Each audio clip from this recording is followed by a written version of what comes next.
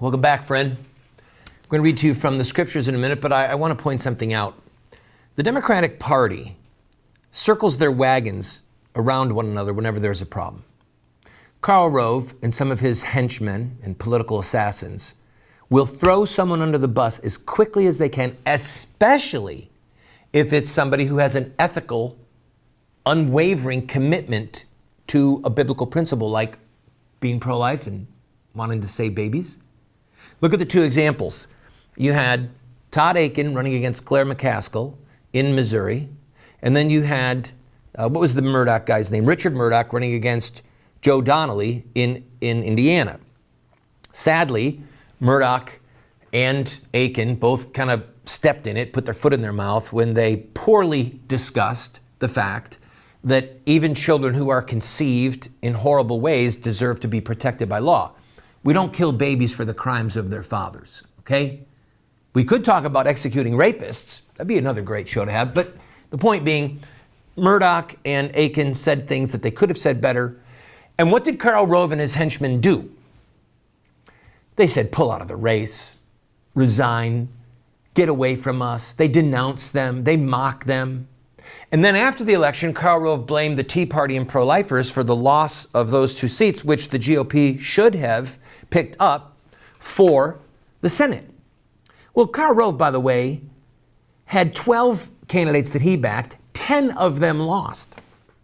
After the election, I think it was Donald Trump who mocked Karl Rove and said, hey, Karl, how to blow $400 million. Just mocked him flat out. And he deserved to be mocked. All right, I've got to read from the scriptures, all right? You've heard what Machiavelli says, or Machiavelli if you want to say the Italian way. And now let me read to you what God said through his servant King David. Now these are the last words of David, the oracle of David, son of Jesse, the oracle of the man whom God exalted, the anointed of the God of Jacob, the favorite of the strong one of Israel. So God really likes David, clearly. The Spirit of the Lord speaks through me. His word is upon my tongue. The God of Israel has spoken.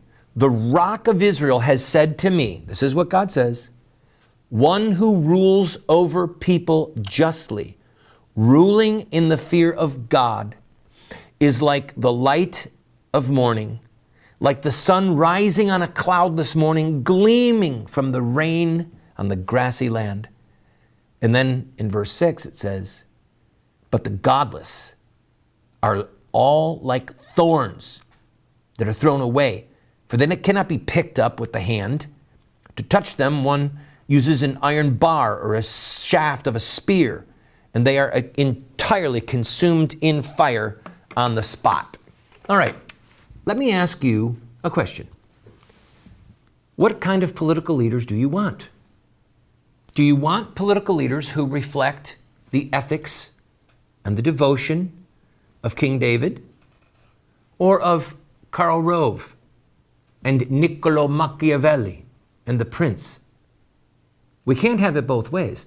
And it requires discernment on our part because men like Karl Rove are committed to deceiving us into thinking we're getting a King David, when in fact we might be getting some abominable wretch.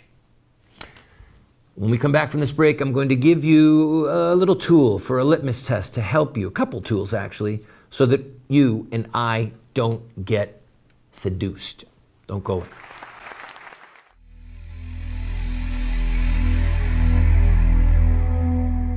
Can wicked rulers be allied with thee, who frame mischief by statute? They band together against the life of the righteous and condemn the innocent to death. But the Lord has become my stronghold, and my God, the rock of my refuge. He will bring back on them their iniquity and wipe them out for their wickedness. The Lord our God will wipe them out.